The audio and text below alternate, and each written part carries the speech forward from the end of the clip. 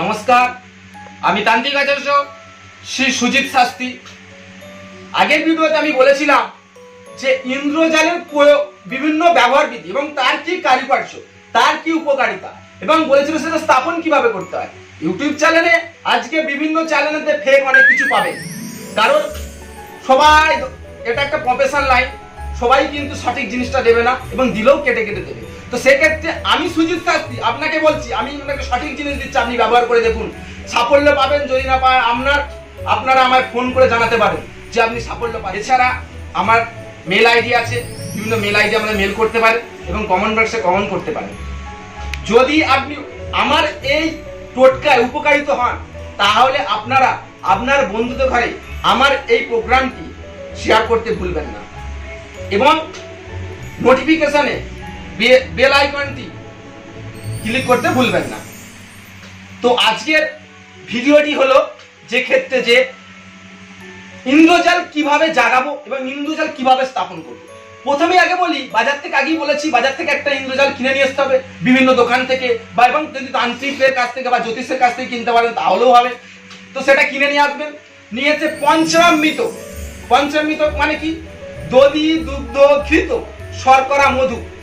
Actual শর্করা শব্দের অর্থ অনেকে জানে। তো দধি, দুগ্ধ, ঘৃত, চিনি, মধু, এই পাঁচটাকে মিক্স করে পঞ্চামৃত হয়ে যাচ্ছে।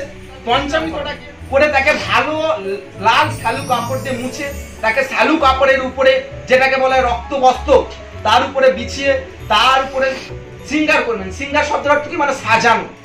সাজানো মানে হচ্ছে কি, আপনি একটু গেরুয়া বা লাল সিঁদুর দিলেন, বা একটু চন্দন লাগালেন, বা অষ্টগন্ধা দিলেন, দিয়ে তার উপরে ভক্তি সঙ্গত পঞ্চপ্রচার আপনি পুজো করলেন। করে আপনি 16 বার এই মন্ত্রটা বলবেন, ওম নমঃ সহস্রনেত্রায় বিদ্মহে বজ্র হস্তায় ধীমহি তন্ন ইন্দ্র প্রচোদয়াৎ। 16 বার এই গায়ত্রীটা পাঠ করবেন। করে তারপর এটাকে পান। আপনারা যদি মনে করেন যে আমি নিজে পান প্রতিষ্ঠা করতে পারছি না, বা আমি সাত্বিক ভাবে করতে পারছি না, বা আমার দীক্ষিত নেই, আমি এটা করতে পারবো না, আমি বাড়িতে বসে আমার প্রবলেম হচ্ছে, আমি এটাকে আপনাকে দিয়ে করাতে চাই, বা বাজার থেকে কিনতে গেলে আমায় কিনতে হবে, সেটাকে নিয়ে এসে আমাকে জায়গাতে আমার সেই টাইমটুকু, আমি ব্যস্ত মানুষ। তো সেক্ষেত্রে সেই সব ব্যক্তিদের ক্ষেত্রে বলছি, আপনারা যদি এইরকম কোনো প্রবলেমের মুখে সম্মুখীন হন, তাহলে আমার স্ক্রিনে দেওয়া নম্বরে আপনারা আমায় ফোন করে নেবেন। আমি এই জিনিসটা আপনাকে ডাকযোগের মাধ্যমে বা কোরিয়ারের মাধ্যমে আপনার কাছে পৌঁছে দিতে পারি। তার জন্য যতটুকু মূল্য লাগবে এটুকুই আপনারা নেব, তার বেশি আমি কিন্তু নিচ্ছি না।